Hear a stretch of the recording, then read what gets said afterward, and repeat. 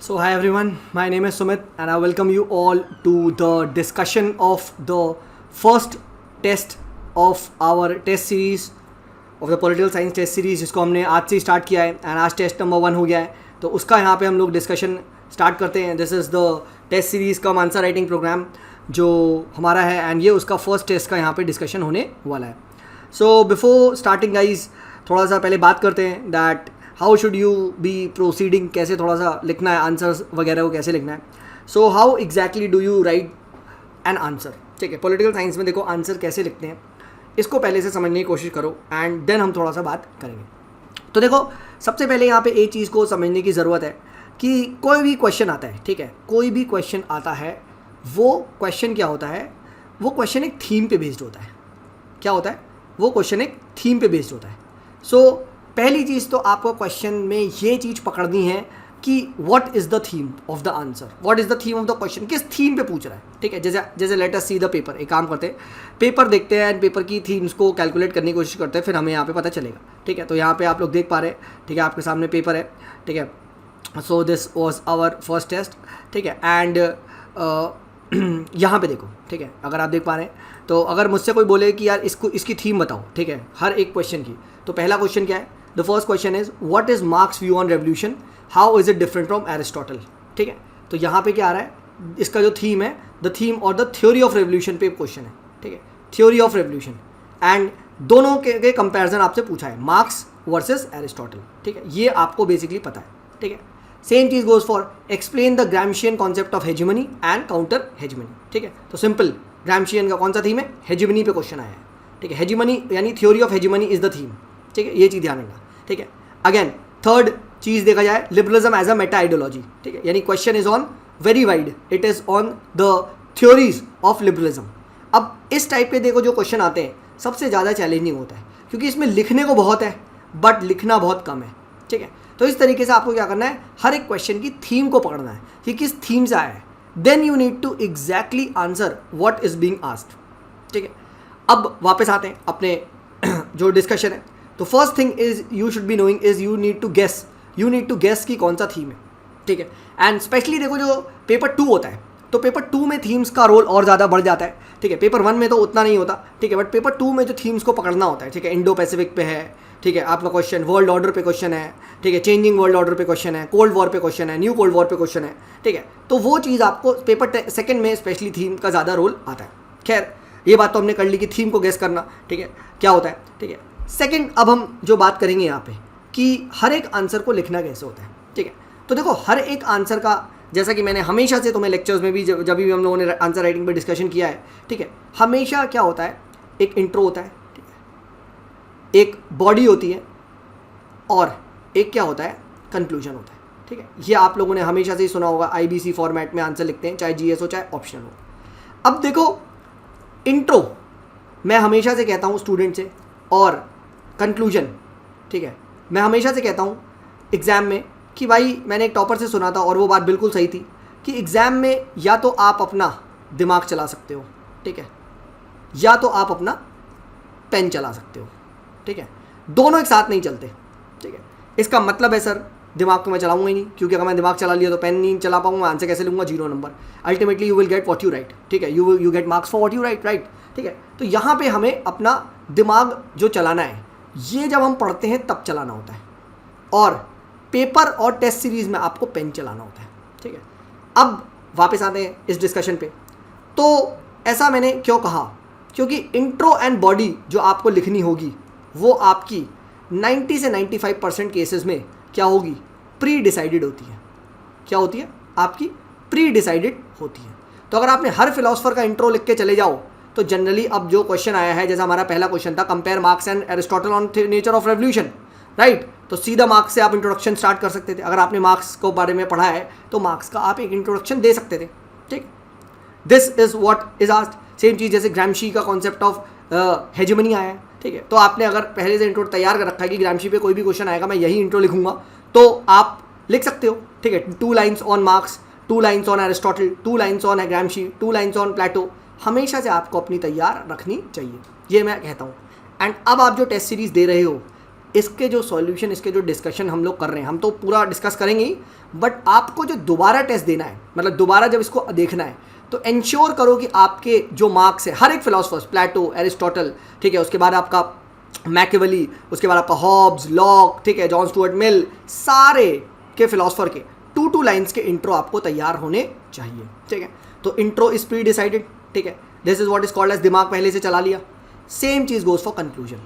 Conclusion भी almost 90 to 95% में आप लोग पॉजिटिव नोट पे लिखते हो, तो वो भी आपका स्कॉलर वाइज हो गया, ठीक है, कुछ कंटेम्प्रेरी रेलिवेंस, ठीक है, इस टाइप से आप हमेशा से अपने कंक्लूजन्स को भी यहाँ पे रेडी रख सकते हो, ठीक है, डन। तो इंट्रो एंड कंक्लूजन हमेशा आपको ये होमवर्क करते रहना चाहिए। Now comes the body. Body आपको एग्जाम में मैन्युफैक्चर करनी पड़ेगी। कैसे? Based on the question of what it is being asked. जो भी यहाँ से आपसे पूछा जा रहा है, ठीक है, this you need to produce it then and there. Just a second, let me just write. Okay, ठीक है, I think now it is fine, ठीक है। So based on the question जो आपसे पूछा जा रहा है, वो आपको वहाँ पे जनरेट करनी है, ठीक है। तो that is how you right an answer, ठीक है। एक चीज़ और जो पॉलिटिकल साइंस में बच्चे दिक्कत फेस करते हैं, और यही एडवांटेज होता है टेस्ट सीरीज देने का, that is you need to learn the what एक art, and that art is called as the SOS art. What is this SOS art? SOS art is called as the shortening of your sentences, ठीक है। ये चीज़ हम लोग कभी नहीं लिखते क्योंकि हम कभी प्रैक्टिस नहीं करते हैं, हम लोग सिर्फ नोट्स ही नोट्स पढ़ते रहते हैं।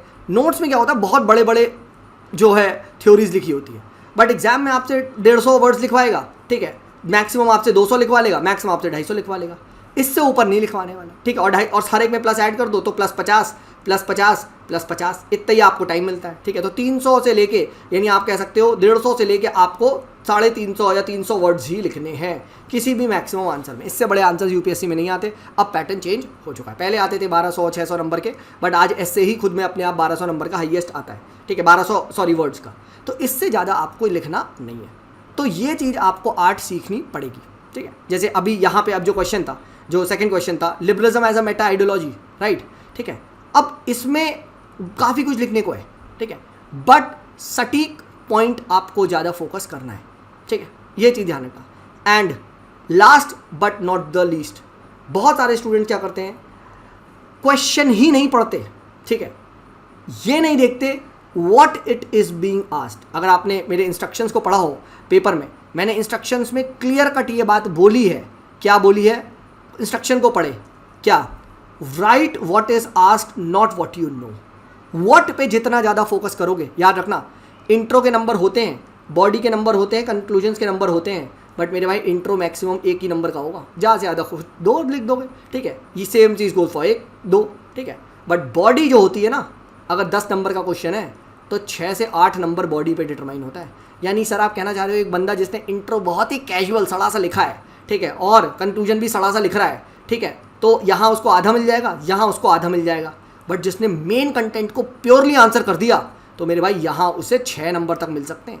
6 + 1 7 out of 10 is a very good score, 70% marks, समझो, बहुत अच्छा होता है। 300 320 वाला स्कोर हो गया, ठीक है, समझो। और किसी में तो इंट्रो भी अच्छा लिखेगा ही, किसी में तो बॉडी भी अच्छा लिखेगा, ठीक है। तो यही चीज़ होती है, ठीक है। So please ensure to the point, जितना आंसर करोगे उतना ही एग्जामिनर इम्प्रेस्ड होगा। याद रखो, द एग्जामिनर इज़ फ्रस्ट्रेटेड, ठीक है, एग्जामिनर फ्रस्ट्रेटेड है, ठीक है। He does not want to take all your shit, ठीक है।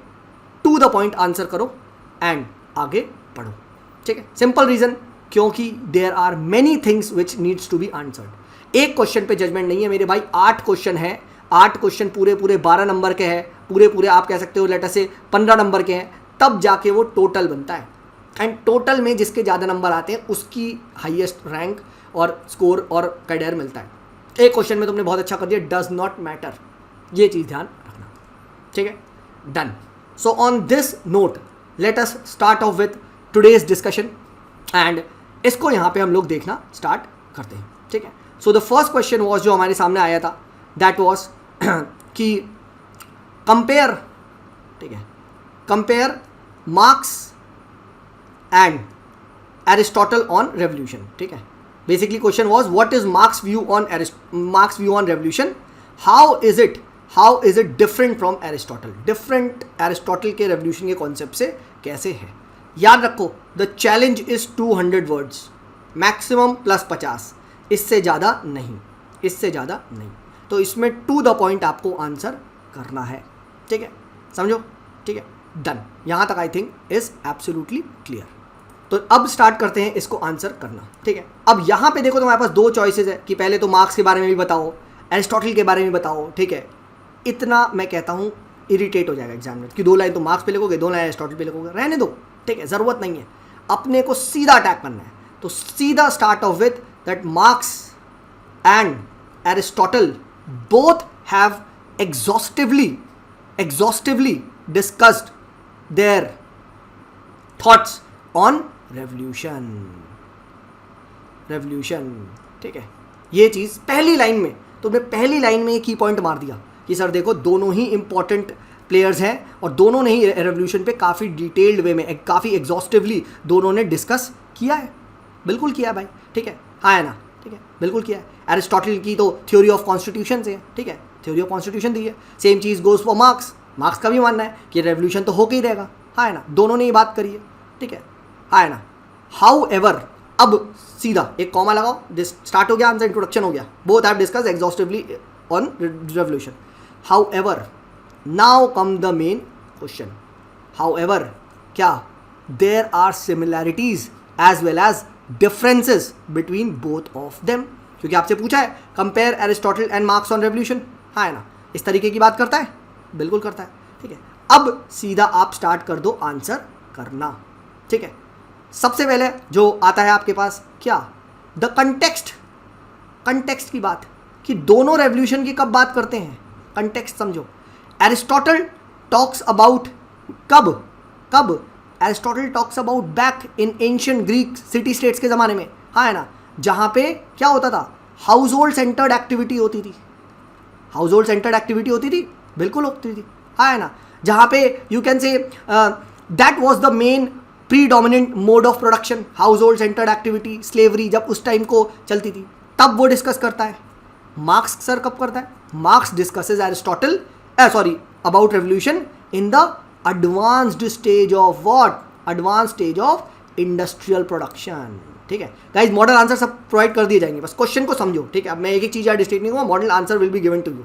ये चीज़ हमने डिस्कस करी थी, मॉडल आंसर आपको दे दिया जाएगा, तो आप उसको वहाँ पे आराम से पढ़ सकते हैं. यही चीज़ लिखी है, ठीक है, यही चीज़ लिखी है, बट समझो, ठीक है. तो advance stage of industrial revolution में करता है, ठीक है, डन. सेकेंड पॉइंट, अब बात करो एरिस्टोटल क्या बिलीव करता है. एरिस्टोटल का मानना है that revolution is a threat to stability. याद करो, थ्रेट है स्टेबिलिटी के लिए, पॉलिटिकल स्टेबिलिटी के लिए थ्रेट है. Aristotle is very very fearful of revolution, he is highly conservative, बात करता है, he does not believe in random changes, है ना, done. Next, Marx is very very optimistic about revolution. He sees revolution as a vehicle of progress, हाँ है ना, उसका तो मानना ही है कि भाई रेवोल्यूशन होगा. हिस्टोरिकल मटीरियलिज्म, डायलेक्टिकल मटीरियलिज्म क्या बात करता है, it all talks about the conflicts which are present and this conflicts will lead to a revolution which will ultimately lead to the establishment of a communist society, हाँ है ना. And इसीलिए उसका मानना है, इनफैक्ट वो इंसाइट भी करता है लोगों को, क्या, workers of the world unite, you have nothing to lose except your change, इस टाइप की बात करता है. तो यहाँ पे आप एक पॉजिटिव टाइप का व्यू दिखा सकते हो. मार्क्स का मानना है there is no birth without revolution, without bloodshed, हाँ है ना. सो एक स्टेटमेंट है जो मार्क्स कहता है, क्या, रेवोल्यूशन आप लोगों ने सुना होगा, is indispensable midwife of social change, हाँ है ना. every new era, every new epoch of social history is a product of what, revolution, ठीक है, ये रेवोल्यूशन का एक प्रोडक्ट है, हर एक न्यू हिस्ट्री है ना. यहाँ पे एग्जाम्पल दे सकते हो. For example, feudalism was overthrown by capitalism through the revolution called as French Revolution. Similarly, capitalism will be overthrown by the proletariat revolution, and that will ultimately lead to establishment of क्या, communism. Class base, casteless society, classless society, इस type की बात करता है. बिल्कुल ठीक है. Aristotle की अप्रोच क्या है? एरिस्टोटल इज कंजर्वेटिव अप्रोच, ठीक है, टूवर्ड्स रेवोल्यूशन. ठीक है, ये चीज़ ध्यान रखना. Whereas Marx has a very radical approach and he supports revolution. ठीक है, डन. ठीक है, देन टॉक अबाउट, दोनों का ही मानना है कि सोशल इनइक्वालिटी की वजह से रेवोल्यूशन आता है. So social inequality is a chief cause of revolution. हाँ है ना. बट क्या दोनों ही सोशल इनइक्वालिटी को एड्रेस करने की कोशिश करते हैं? एरिस्टोटल कहता है कि भाई सोशल इनइक्वालिटी को रिड्यूस करो, एंड इफ नॉट रिड्यूस तो एटलीस्ट इनजस्टिस मत होने दो. ठीक है, जबकि मार्क्स कहता है सोशल इनइक्वालिटी को एब्सोल्युटली जीरो कर दो, परफेक्ट इक्वालिटी ले आओ. यानी Aristotle does not believe in perfect equality, he supports inequality but at the same time he does not support injustice. Aristotle ये कहता है, जबकि marks believes in zero inequality, perfect classless, casteless, बिल्कुल perfect society में believe करता है, stateless society. ये चीज ध्यान रखना. Aristotle wants to maintain inequality but he also at the same time wants to prevent the feeling of injustice.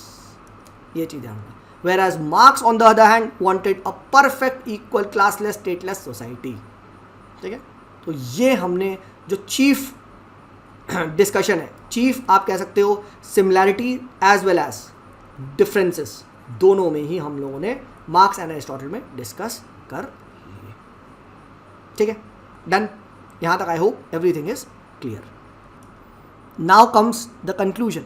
ठीक है, इफ़ यू वांट तो आप कंक्लूड कर सकते हो, नहीं तो यहाँ पे भी छोड़ सकते हो, ऐसा कुछ नहीं है. टाइम कम पड़ रहा है, आपने मेन कंटेंट को अच्छे से एड्रेस कर दिया है, तो आप स्किप कर सकते हो थोड़ा सा, बट इट इज सेड कि आप 2 लाइन लिख दो. ठीक है, सो कंक्लूड आप कैसे कर सकते हो?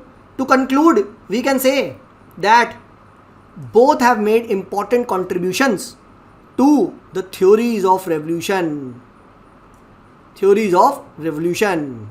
ठीक है, and these theories still hold contemporary significance. आज भी ये जमाने में आपके रेलिवेंट है. कैसे? आप देख लो, कोई भी रेवोल्यूशन जो हुआ है आज के ज़माने में, चाहे कोल्ड वॉर का हो देख लो, चाहे उसके बाद कहीं पे भी रेवोल्यूशन देख लो, it is because of this inequalities की वजह से ही रेवोल्यूशन हुआ है. So their theories are still very much significant, are still very much relevant in contemporary world, in 21st century. ठीक है, या both have inspired the future political philosophers to क्या you can say give their own theories. उन्होंने और type की theories, types of revolution को discuss किया. ठीक है, सो दे have played a very important contribution to the political philosophy.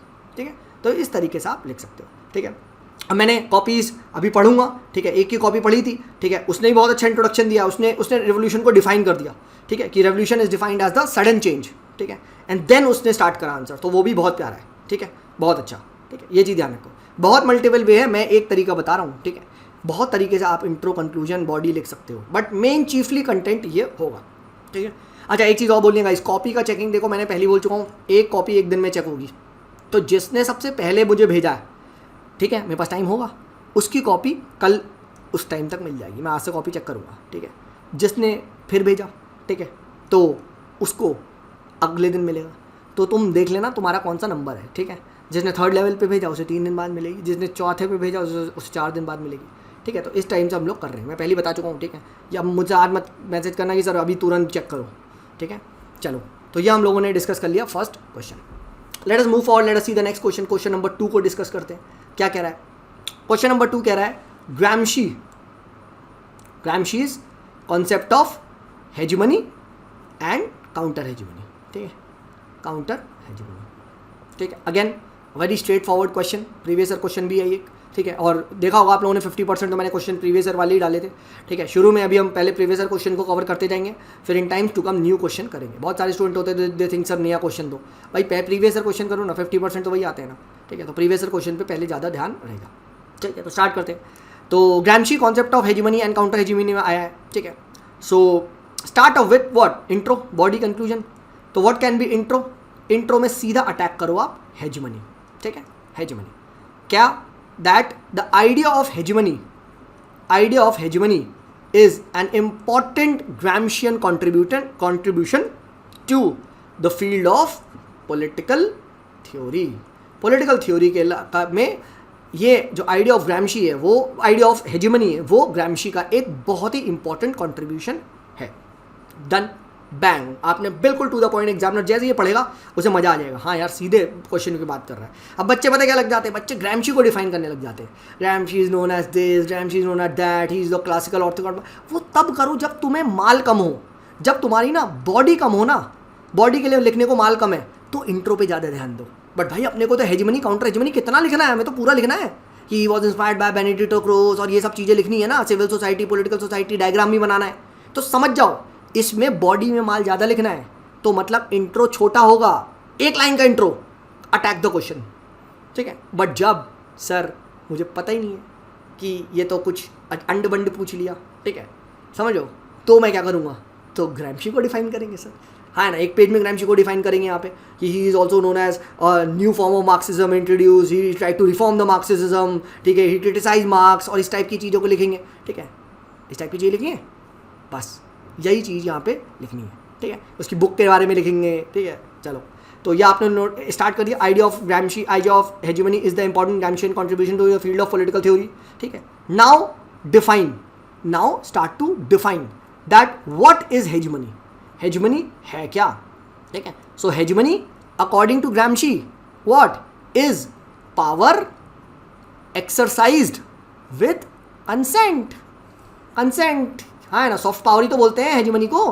कि भाई I am allowing you to rule me, है ना, that is white. So the hegemony according to Gramsci is power apparently exercise with the consent of its subjects, ठीक है, ये आपने यहाँ पे बता दिया, ठीक है। नाउ टेल कि वो किससे इंस्पायर्ड हुआ, क्या, क्यों उसने ये कॉन्सेप्ट दिया, ठीक है, क्या, कहाँ से। तो यहाँ पे हम लोग पढ़ चुके हैं कि वो बेनेडिक्टो किससे हुआ था, बेनेडिक्टो क्रोसे से इंस्पायर्ड होता है, ठीक है। He was inspired by Benedetto Croce, ठीक है। एंड इससे क्या हुआ, Gramsci under the influence of Benedetto Croce realised the importance of culture, ideas, ideology, है ना, these were an important factors, you can say important factors, ठीक है, in exercise of state's power. उसने इन फैक्टर्स को एनालाइज करा, culture, idea, इन सब के रोल को, ठीक है, बेनेडिक्टो क्रोसे से इंस्पायर्ड होके, ठीक है, इसका रोल उसने बताया था, ठीक है। एंड बस ही वॉज इंस्पायर्ड बाय दिस, तो यहाँ से उसको आइडिया आया। अब उसने क्या करा, इस आइडिया को मार्क्स पे चेप दिया। So he modifies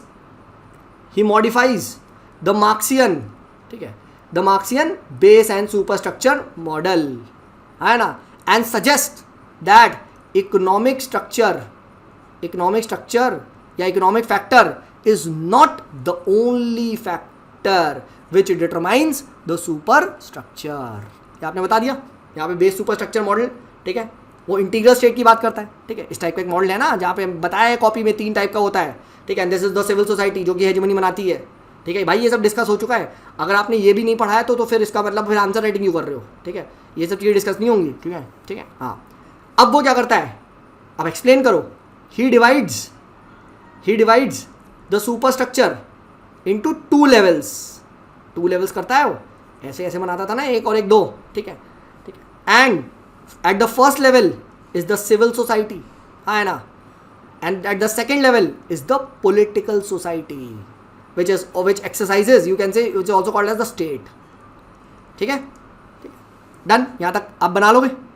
Now explain the role of civil society, that according to Gramsci, civil society through its norms, culture, values, ideas, ठीक है, इसके बेसिस पे वो क्या करती है, it tries to create the hegemony, है ना, it tries to create a domination of the state, of a particular system, and it restricts the emergence of other ideas, है ना, other alternative ideas को रोकती है, अपने ideas को फैलाती है, and it wants that the state should remain in power, so it protects the state, it tries to generate consent, civil society he consent को generate करती है, और यही तो hegemony है, consent ही तो hegemony है. तो role of civil society is at top most.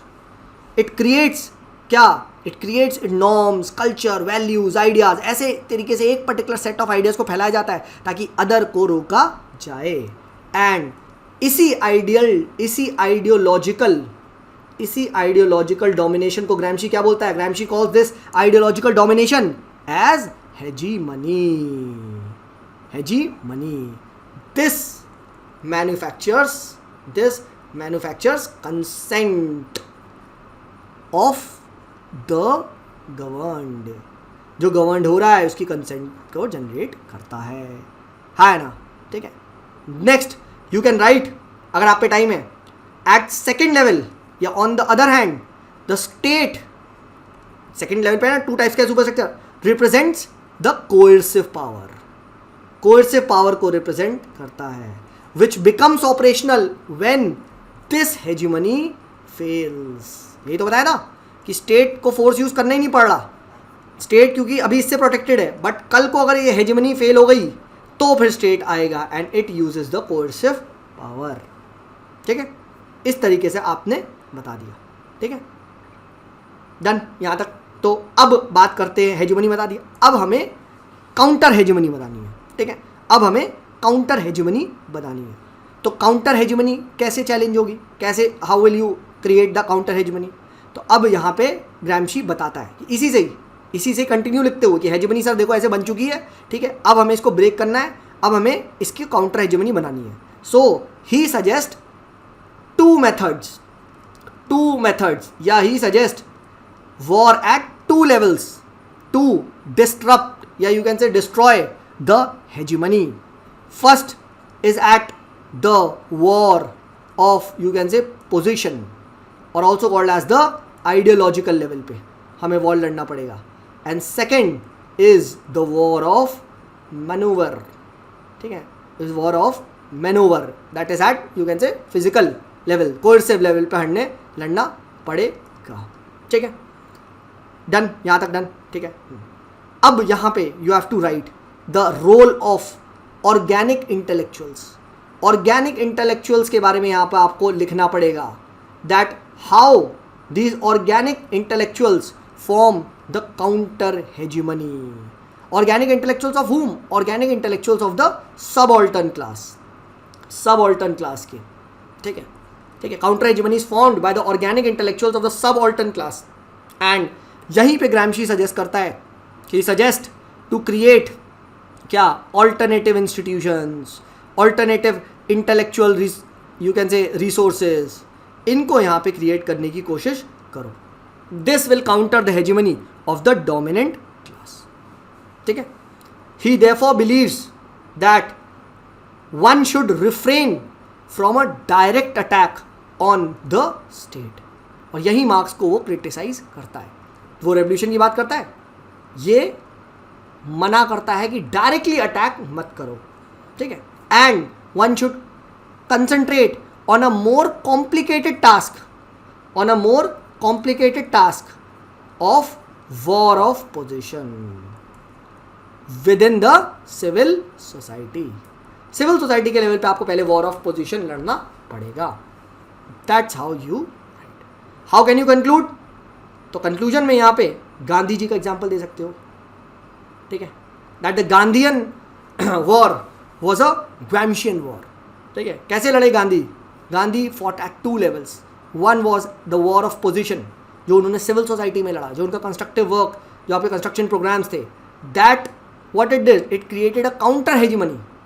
And then was the war of Manohar, जिसने this was the you can say final nail in the coffin and India got independence.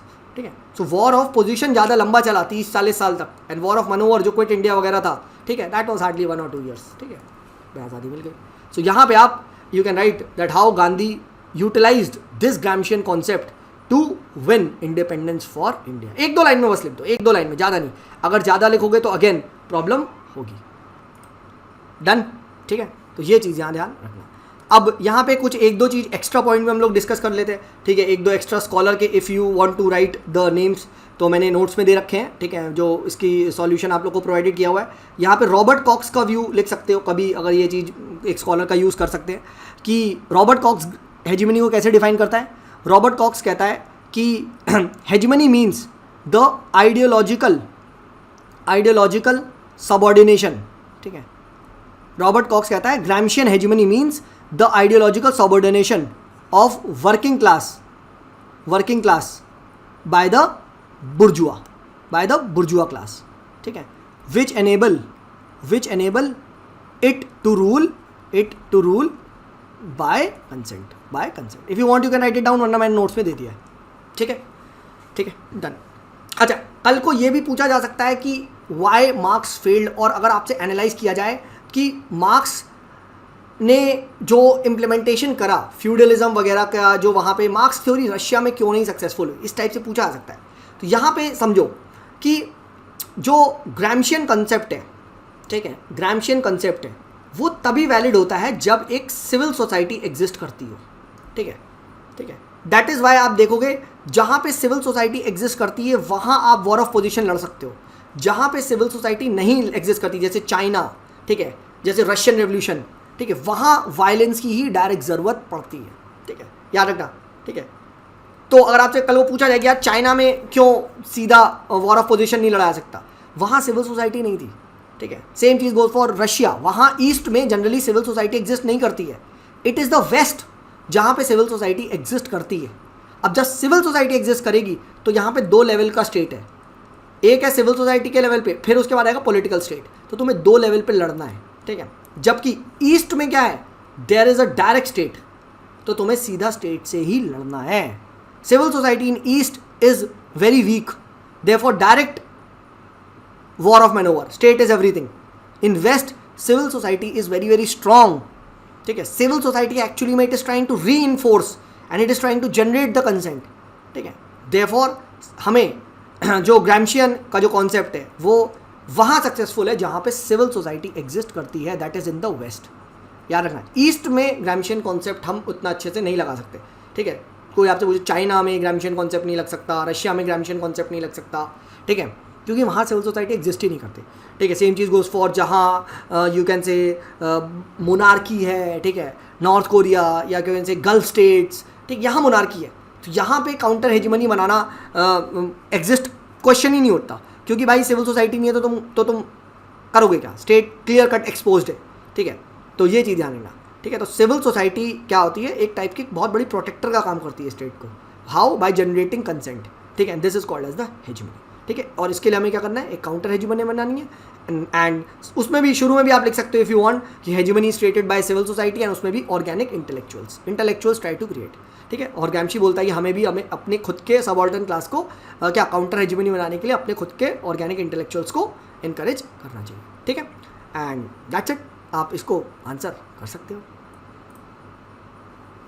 ठीक है, तो ये हम लोगों ने क्या कर लिया, सेकेंड क्वेश्चन को यहाँ पे अच्छे से डिस्कस कर लिया. राइट. ठीक है, let us now discuss the third question को डिस्कस करने की कोशिश करते हैं. ठीक है, क्या बोल रहा है आपका लिबरलिज्म. ठीक है, राइट. इट इज़ आस्किंग क्या, liberalism as a meta ideology. ठीक है, liberalism as a meta ideology. अब मेटा आइडियोलॉजी काफ़ी बार बताया जा चुका है. मेटा आइडियोलॉजी बोल लो, अमॉर्फस आइडियोलॉजी बोल लो, समथिंग जहाँ पे बहुत सारी डिबेट है, बहुत ही कंटेस्टेड कॉन्सेप्ट है, क्लियर कट डेफिनेशन नहीं है. ठीक है, तो ये आपको यहाँ पे बतानी है. ठीक है, तो एक स्कॉलर का if you want you can write the name bottom more. ठीक है, वो दिल मांगे मोर वाला.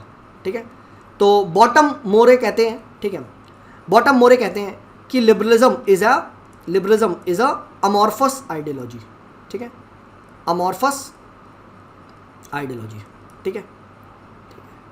सेकंड, इनका कहना है, दूसरा की पॉइंट क्या, one can remain liberal and be for, one can remain liberal and support, यानी इसका मतलब on the other hand one can also be liberal and against, be against,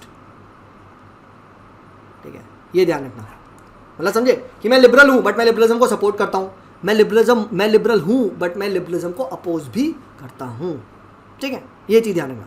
जैसे बहुत सारे आप देखो जैसे इफ़ यू कैन से अमर्त्य सेन, ठीक है, वो लिबरल है but at the same time liberalism को क्या करते हो, कंट्रीसाइज भी करते हैं, सोशल लिबरलिज्म, लिबरल एगैलिटेरिज्म, ठीक है, इसकी बात करते हैं, राइट, ठीक है, ठीक है। इनफैक्ट मॉडर्न लिबरलिज्म हम देखेंगे, वेलफेयर स्टेट वगैरह के बारे में हम बात करते हैं, तो वो सब लिबरलिज्म भी है बट क्लासिकल लिबरलिज्म को रिजेक्ट भी करते हैं, ठीक है। तो बहुत ही अमॉर्फस, बहुत ही आप कह सकते हो मेटा आइडियोलॉजी है, ठीक है। मैं लिबरल होकर लिबरलिज्म को सपोर्ट भी कर सकता हूँ, लिबरल होकर लिबरलिज्म को गाली भी दे सकता हूँ, I can do this, I can criticise that, ठीक है। Liberalism gives me this space और इसी को आपको बताना है, ठीक है। तो that's how you can introduce, ठीक है। इफ यू वांट तो आप लिबरलिज्म को सिंपली क्या कर सकते हो, you can start off by defining, आप if you want you can start off by defining liberalism, ठीक है। लिबरलिज्म को अगर आपको सिंपली नहीं समझ में आ रहा कैसे करूँ, इस क्वेश्चन को स्टार्ट करूँ, तो आप क्या करो, ये सिंपली आप क्या कर दो, आप स्टार्ट कर दो डिफाइन करना, ठीक है। कि liberalism is what, it is a moral political philosophy which believes in the values of liberty, है ना, which believes in the presence of rule of law. इस तरीके से you can start the answer. Now उसके बाद आप बताओगे, ठीक है, कि लिबरलिज्म क्या है।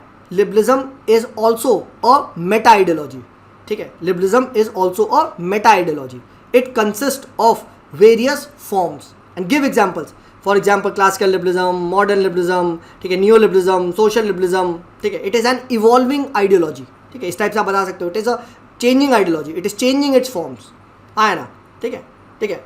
There are differences within liberalism with respect to role of state को लेके डिफरेंस है, नेचर ऑफ लिबर्टी को लेके डिफरेंस है, जिसको कहा जाता है लास्से फेरिस को लेके। कुछ लोग बिलीव करते हैं, कुछ लोग नहीं बिलीव करते इसमें, but they themselves claim that they are liberals, है ना। So what I can say is there is no coherent what policy, ठीक है, इन लिबरलिज्म, ठीक है, इन लिबरलिज्म, ठीक है। It lacks political, moral, intellectual clarity नहीं है, ठीक है, क्लैरिटी यहाँ पे आपको नहीं दिखती है, ठीक है। तो इस टाइप से आप यहाँ बता सकते हो। याद रखो, बच्चे पता है कि इसमें घुस जाते हैं, बच्चे इसमें गलत घुस जाते हैं, क्लासिकल लिबरलिज्म को डिफाइन कर रहे हैं, मॉडर्न लिबरलिज्म को डिफाइन कर रहे हैं, नियो लिबरलिज्म को डिफाइन कर रहे हैं। भाई क्वेश्चन क्या है, liberalism as a meta ideology तुम्हें ये बताना है। अरे तुमसे क्लासिफिकेशन थोड़ी ना पूछा है, ठीक है, समझ लो क्या है, ठीक है। इस तरीके से आप यहाँ पे लिख सकते हो, ठीक है। देन इफ यू वांट थोड़ा सा और लिखो इसके बारे में कि इस फ्लेक्सिबल नेचर की वजह से ही, what has happened, that liberalism has been standing strong for centuries, या it is the longest standing ideologies and it is said that it has won the ideological battle, it has won the end of history debate, है ना। ये चीज आप यहाँ लिख सकते हो। It kept on reforming itself from time to time, space to space. It is very accommodative. You can write this, है ना, ठीक है, ठीक है, done. And then you can also quote एक scholar को if you want, you can write Ludwig von Mises, इसको coat कर सकते हो। इसका बारे में मैंने पढ़ा था, काफ़ी अच्छी बात इसने बोली थी। इसने क्या किया था, 1927 में बोला था, he argued that the power of liberal ideas are so great that they would eventually succeed in conquering the minds and hearts of soldiers and officials everywhere. It will win the entire world. ये कहना चाहते थे कि liberalism will win the entire world, सबके दिल जान सबको जीत जाएगा, ठीक है। तो इस टाइप से आपने लिख दिया, ठीक है। How you conclude, so conclusion में आप you can talk about the criticism, ठीक है। क्रिटिसिज्म के बारे में आप यहाँ पे लिख सकते हो, ठीक है, that liberalism has always been challenged, ठीक है, has always been challenged by one form of ideology और दी अदर, ठीक है। और वन फॉर्म ऑफ थ्योरीज और दी अदर। जैसे you can write about in multiculturalism के बारे में बता सकते हो, कम्युनिटेरिज्म ने चैलेंज करा है, पोस्ट मॉडर्निज्म ने चैलेंज करा है, रेडिकल फेमिनिज्म ने चैलेंज करा है। इस टाइप से आप यहाँ पे कंक्लूजन में लिख सकते हो, ठीक है। तो ये इस तरीके से आप इसको लिख पाओगे कि भाई ये मेटा आइडियोलॉजी है, टाइम टू टाइम इवॉल्व करती है, सबको लेती गई है, ठीक है, सबसे लॉन्गेस्ट रही है, बहुत सारे डिबेट्स है, बहुत सारे स्कॉलर्स है, ठीक है, सबका मानना है डिफरेंट थिंग है। One can be and support liberalism, one can be and oppose liberalism, ठीक है, यू कैन कोट। इस टाइप से आपको लिबरलिज्म के बारे में लिखना है। And it has also been challenge, ठीक है, चैलेंजर्स के बारे में लिख सकते हो that various multiple ideologies have challenged the liberalism, ठीक है। इस तरीके से if you want you can conclude, but why it has won, because of simple nature of its metaness. This meta ideology, this meta, ठीक है, this flexibility has allowed it to sustain, ठीक है। तो इस टाइप से आप लिख सकते हो, ठीक है, डन। तो आप आई होप ये चीज़ को लिख लोगे। यहाँ मैंने कहीं भी यार क्लासिकल लिबरलिज्म, सोशल लिबरलिज्म को डिफाइन वगैरह नहीं करा है, क्योंकि अगर ये सब डिफाइन करोगे तो आप क्वेश्चन से हट रहे हो। क्वेश्चन आपसे पूछा गया है कि ये मेटा आइडियोलॉजी है, इसको बताओ, ना कि टाइप्स ऑफ लिबरलिज्म, ना कि टाइप्स ऑफ यू कैन से जो भी है ये, ठीक है, इसके बारे में, ठीक है। तो ये चीज़ ध्यान रखना, ठीक है। इफ़ यू ऑल्सो वांट तो एक यहाँ पे लिख सकते हो, एक एक्स्ट्रा पॉइंट बता रहा हूँ, ठीक है, ये भी दिया हुआ है, W रॉस्टॉक का व्यू। W रॉस्टॉक क्या कहते हैं? एक इनकी बुक है स्टेजेस ऑफ इकोनॉमिक ग्रोथ और नॉन कम्युनिस्ट मैनिफेस्टो। इस किताब में W रॉस्टॉक जी कहते हैं ideology does not matter as all society pass through similar stages of economic growth और डेवलपमेंट।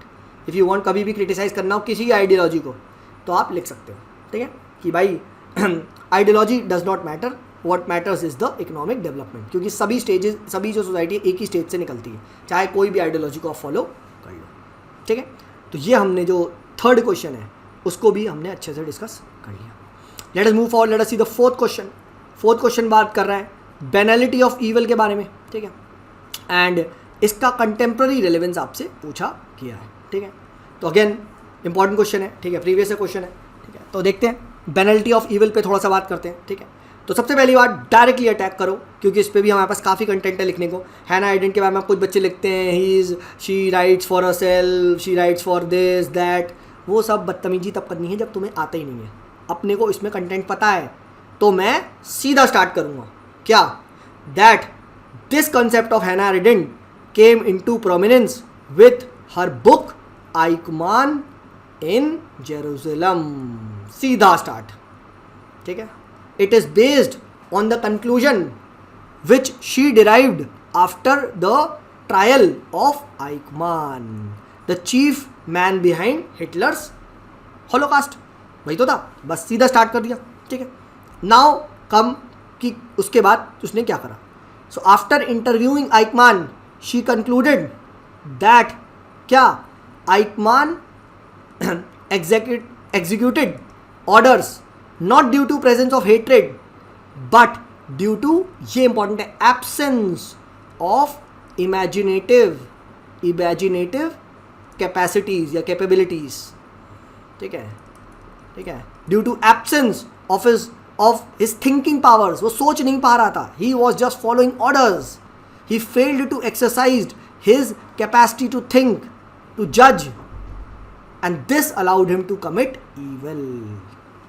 है ना, बता दिया तुमने बस। और यहीं पे वो बताती है क्या, कि this link between what, failure of thinking,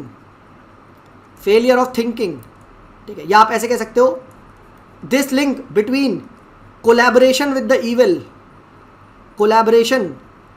evil and failure of thinking, ठीक है, is called as banality of evil। This led her to propose the concept of banality of evil। एक लिंक होता है कि आपके पास आप evil कर रहे हो without thinking, you have lost your imaginative capacities और आप evil करते जा रहे हो, तो आपके लिए क्या हो गया, evil becomes banal मतलब बोरिंग, कॉमन सी बात है, ठीक है। टेरे से पूछो हाँ भाई क्या कर रहा है, कुछ नहीं यार 10 लोग को मार के आ रहा हूँ, ठीक है। 10 लोग को मार के आ रहा है सर, हमारे लिए कितनी बड़ी बात है, उसके लिए कोई नॉर्मल बात है यार, क्या बड़ी बात है, ठीक है। तो ये ही होता है, ईविल बिकम्स बनल। Why, when when people lose their imaginative capacity. And this led her to propose the concept of banality of evil. UPSC aspirants की लाइफ बहुत ही बनल होती है, बट बोरिंग होती है, ठीक है, समझो. अब यहाँ पे डिफाइन करो. According to her, evil becomes banal when it acquires what? When it acquires unthinking, कुछ नहीं, ठीक है. When common people, instead of not participating in it, participate in it and try to justify it in n ways, numerous ways. There are no conundrums, there are no regrets, there are no revulsions. ठीक है, एक line है ना, ठीक है. Evil becomes very normal. Evil becomes banal. It becomes faceless. It becomes ordinary. Evil does not look like evil anymore. It becomes faceless. It becomes common. ठीक है. अब देखो, मैं कोर चीज़ को एड्रेस कर रहा हूँ, बेनल्टी ऑफ ईविल पे बात कर रहा हूँ, ठीक है. इंट्रो में मैंने बताया कि उसने ये कॉन्सेप्ट कैसे डिराइव किया अपनी बुक में, कैसे, through her trial. Then I came to what is the concept, ठीक है. And now the last part of the question जो मैं एड्रेस करूंगा, that the significance of this in contemporary times. तो सिग्निफिकेंस क्या है, ठीक है, सिग्निफिकेंस क्राइम क्या है, ठीक है. अच्छा, उसके बाद you could have written this line also, that she concluded banality of evil में दैट मोस्ट हीनियस क्राइम्स कौन कमिट करता है. हीनियस क्राइम्स कोई पागल साइकोपैथ लोग नहीं करते. इनफैक्ट नॉर्मल पीपल करते हैं. साइकोपैथ लोग नहीं करते, नॉर्मल पीपल करते हैं. Who lose their imaginative capacity, who lose their imaginative capacity, they conduct these crimes, who lose their critical thinking. है ना. Under what? Under the culture of obedience. Culture of obedience. ठीक है, ये चीज़ आएगा. And contemporary relevance तो बहुत easy है. You could have written about mob lynching. You could have written about terrorist, suicidal bombings, lone wolf attack. वो सब क्या है? बैनल्टी ऑफ ईवल, ठीक है. मास शूटिंग जो क्राइस्ट चर्च में हुई थी, उस बंदे ने पबजी खेला था मार्केट में, ठीक है. तो इसके बारे में लिख सकते हो. अटैक्स इन श्रीलंका, ठीक है, लिख सकते हो बैनल्टी ऑफ ईवल, ठीक है. इंडिया में मत लिखना, देखो यार थोड़ा कंट्रोवर्सी हो सकता है, ठीक है. Try to go beyond the borders, ठीक है, try to go beyond the borders, ठीक है. आप अपना यूरोप में लिख सकते हो, अमेरिका में लिख सकते हो, मास शूटिंग होती रहती है उनके यहाँ भी, ठीक है. तो इस तरीके से आप क्या लिख सकते हो, इस तरीके से आप इस क्वेश्चन को एड्रेस कर सकते हो. Her concept remains very relevant in present times, ठीक है. And you can write about mob lynching वगैरह एड्रेस कर सकते हो, ठीक है. तो ये हमने जो आपका फोर्थ क्वेश्चन है उसको भी डिस्कस कर लिया. सो अब एक काम करते हैं, आई थिंक वीडियो ज़्यादा लंबा हो रहा है, ठीक है. ज़्यादा लंबा वीडियो को अपलोड करने में दिक्कत आती है, तो let's keep it down till here, ठीक है. ये पार्ट 1 डिक्लेयर कर देते हैं इस वीडियो को. दिस इज़ द पार्ट 1 जिसमें हमने पहले 4 क्वेश्चन डिस्कस किए. नेक्स्ट मैं फिर से अपलोड करता हूँ, which is called as the part 2, ठीक है. तो पार्ट 2 में हम लोग नेक्स्ट 4 क्वेश्चन देख लेंगे. Hobbes and state of nature, ठीक है, मैकियावेली का narrow date and narrow located, ठीक है, और आपका फेमिनिज्म वाला जो आंसर है, ठीक है, उसको, और JS मिल वाला, ठीक है. तो चारों को हम नेक्स्ट अभी पर्टिकुलर वीडियो में जस्ट 1 घंटे के अंदर अपलोड कर देता हूँ. चलो, thank you so much. Please आप लोगों से रिक्वेस्ट है, टाइम टेस्ट को टाइम पे दें, ठीक है, एंड एनालाइज ज़रूर करें, ठीक है. और ये जो मॉडल आंसर्स वगैरह है मैं आपको आपके ईमेल पे भेज दूँगा. चलिए, तब तक के लिए बाय बाय.